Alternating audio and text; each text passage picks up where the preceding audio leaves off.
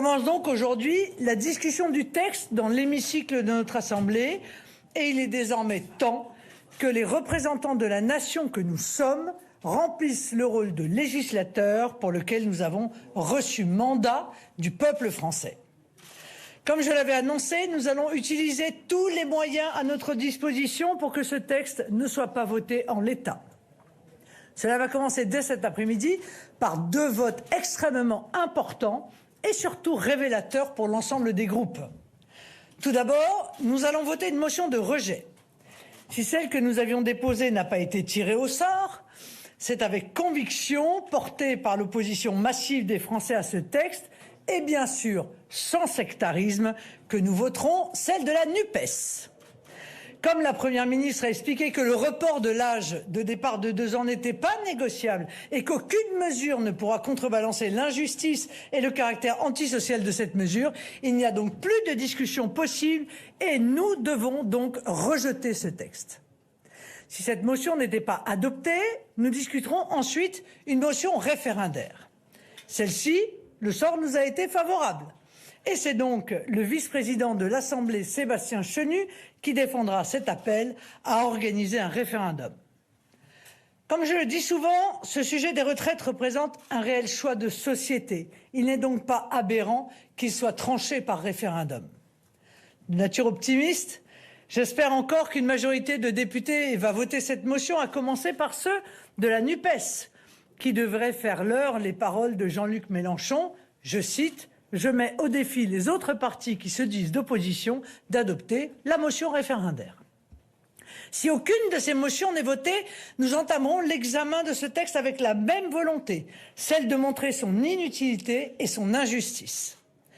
Bien sûr, si la réforme devait être votée, il faut tout faire pour en limiter les effets, donc nous voterons les mesures qui atténuent la brutalité de cette réforme. Cependant, que les choses soient très claires, sans le retrait de la mesure d'âge, il n'y a aucune chance pour que nous acceptions ce texte. Comme vous le savez, je l'avais annoncé, nous avons fait le choix de ne faire aucune obstruction. En temps normal, je trouve cette technique parlementaire assez mesquine. Lorsqu'on est en temps contraint, elle devient absurde. Puisque le gouvernement a fait le choix, que nous contesterons d'ailleurs devant le Conseil constitutionnel, si le texte devait aller au bout d'un projet de loi de finances de sécurité sociale, nous sommes donc soumis à l'article 47.1 de notre Constitution. Les débats sont donc, vous le savez, limités en nombre de jours. Or, je suis persuadée qu'il existe à l'heure actuelle, une absence de majorité sur ce texte. Il serait donc aberrant que ceux qui se disent opposés au texte soient les mêmes que ceux qui empêchent d'arriver à un vote. Alors j'espère que ce qui ressemble à un nouvel épisode d'alliance entre la majorité macroniste et la NUPES va cesser, que la NUPES va retirer ces milliers d'amendements superfétatoires et que nous allons pouvoir discuter sereinement et sérieusement des 10 articles du texte qui traitent du fond de cette réforme et, à l'issue de cette discussion, voter contre majoritairement ce texte. De notre côté, nous avons fait le choix de ne faire aucun amendement d'obstruction. Nos amendements déposés visent donc à supprimer les mesures néfastes de la réforme, à commencer bien évidemment par l'article 7. Il suffirait d'ailleurs du vote d'un seul amendement de suppression de cet article pour que la réforme tombe à l'eau. Nos autres amendements répondent à 3 objectifs. Soit mettre en lumière les failles de la réforme, par exemple un amendement pour que les trimestres nécessaires pour bénéficier de la pension minimale soient validés et non seulement cotisés afin de protéger les femmes mères de famille, soit de tenter d'améliorer les dispositifs qui essaient d'atténuer ces effets néfastes, avec par exemple un amendement pour protéger les salariés seniors en leur faisant bénéficier du statut de salarié protégé, dont le licenciement doit donc être validé par l'inspection du travail, soit de présenter notre contre-projet, même si cet amendement risque d'être déclaré irrecevable. Comme vous le savez, les règles constitutionnelles qui s'imposent aux députés empêchent de créer des charges. Il est donc impossible de présenter tel quel notre contre-projet, mais nous utiliserons les débats pour souligner combien ce contre-projet est juste et soutenable budgétairement, tandis que le projet du gouvernement est injuste socialement et sans doute inutile budgétairement. Permettez-moi de m'arrêter quelques instants sur notre contre-projet, car il semblerait que certains d'entre vous n'ont pas encore les idées bien claires sur celui-ci.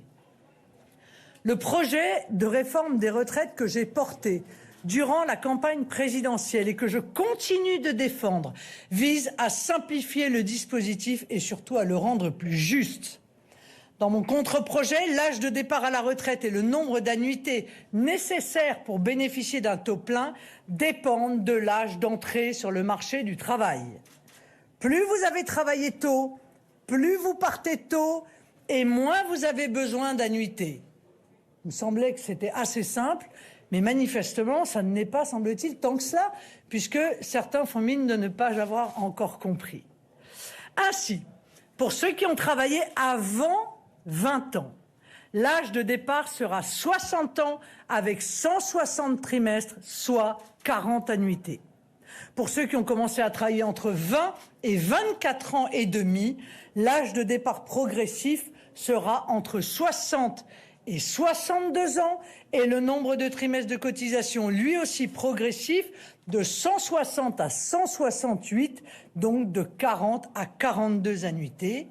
Pour ceux enfin qui ont commencé à travailler à partir de 25 ans, l'âge de départ sera 62 ans avec 168 trimestres, soit 42 annuités. Pour résumer, notre contre-projet met en place une progressivité entre 40 et 42 annuités et 60 et 62 ans en fonction de l'âge d'entrée sur le marché du travail. Ce contre-projet permet en outre de répondre à la question de la pénibilité, car vous le savez, plus on travaille tôt, plus on travaille dur. Ainsi, ceux qui travaillent dur auront besoin de moins de trimestres et pourront partir avant ceux dont le métier est moins pénible. Ce contre-projet a plusieurs vertus. Tout d'abord, il rétablit une forme de justice entre les travailleurs suivant le type d'emploi sans entrer dans une usine à gaz du type compte pénibilité tellement compliqué qu'il a été utilisé par seulement 11 367 personnes depuis sa mise en place. Il vise ensuite à inviter les jeunes à entrer tôt sur le marché du travail. Le taux d'emploi des jeunes est dramatiquement faible dans notre pays. Enfin, et j'aurais sans doute dû commencer par là, il est le reflet d'un choix de société, celui de permettre à nos compatriotes de profiter de leur retraite en bonne santé après une vie de travail. Je me permets de rappeler au passage que l'âge de départ de notre contre-projet est un âge seuil. Rien n'interdit ceux qui le souhaitent et surtout ceux qui le peuvent de continuer à travailler au-delà de leur âge d'ouverture des droits. Notre réforme a un coût d'environ 10 milliards en année pleine. Ce coût, pour ceux qui ont suivi la campagne présidentielle, je l'assume et surtout je le finance. Nous présenterons d'ailleurs plusieurs amendements pour expliquer comment nous pouvons récupérer de l'argent pour financer ce contre-projet. Je pense par exemple à la taxation des superprofits, aux économies sur la politique migratoire en réservant les aides sociales aux Français ou aux étrangers ayant travaillé 5 ans équivalent temps plein sur notre sol, ou encore par la création d'un impôt sur la fortune financière à la place de l'IFI. La politique, c'est avant tout des choix. Je fais celui de préserver notre modèle social, d'améliorer la vie de nos retraités, mais aussi celui de proposer un avenir plus radieux pour notre pays, loin du défaitisme et de la gestion de la pénurie qui anime le gouvernement depuis des mois et dont cette réforme en est une illustration. Je crois que nous avons collectivement les moyens de retrouver les chemins de la prospérité, celui de la création de richesses, de la réindustrialisation, des gains de productivité d'ailleurs qui stagne depuis 2017, alors qu'elle augmente de 5 points dans l'OCDE. Nous avons également les moyens de retrouver le chemin de la natalité, paramètre nécessaire non seulement à l'équilibre de notre modèle social, mais aussi plus simplement à la continuité de notre nation. Comme je le dis souvent, il n'y a pas de fatalité. N'écoutez pas ceux qui vous proposent un avenir fait de pénurie et de baisse des acquis sociaux, bref, de déclassement.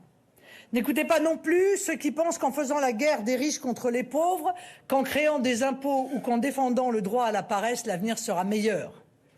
Je sais que notre pays est capable de redevenir une grande nation prospère et que cette prospérité non seulement garantira notre modèle social, mais permettra de le rendre encore plus juste et d'aider ceux de nos compatriotes qui sont le plus en difficulté.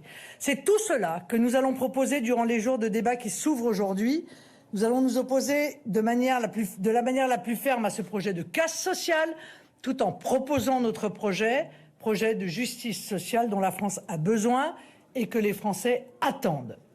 Je vous remercie, mesdames et messieurs, de votre attention et suis bien entendu à votre disposition pour répondre à vos questions.